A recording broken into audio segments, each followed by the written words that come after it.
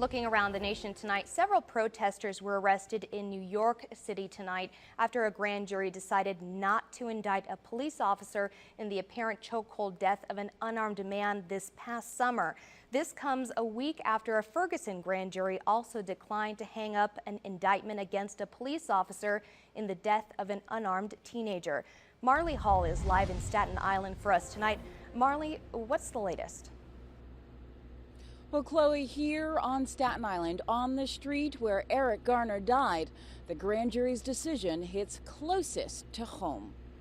I can't breathe! I can't breathe! Protesters in Midtown Manhattan chanted the last words Eric Garner was heard saying on video after a New York City police officer put him in a chokehold for allegedly resisting arrest in July. The medical examiner ruled his death a homicide. Wednesday, a Staten Island grand jury decided not to indict the officer. Who do you serve? Who do you protect? Protesters also blocked traffic and staged what they called a die-in Grand Central Terminal. Every time a grand jury tries to indict a cop, it doesn't happen. Garner's mother said she just doesn't understand the decision. I don't know what video they were looking at. Evidently, it wasn't the same one that the rest of the world was looking at. The NYPD bans chokeholds, and the department is conducting its own investigation. Officer Daniel Pantaleo issued a statement saying he never intended to harm Garner.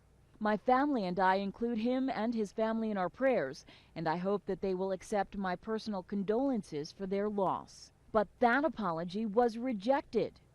Hell no. The time for remorse would have been when my husband was yelling to breathe. The United States Attorney General announced a federal civil rights investigation into Garner's death, which his family hopes will lead to justice.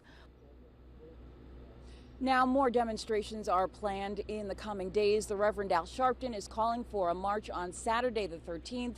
That will be led by the Garner family and also the family of Michael Brown of Ferguson, Missouri.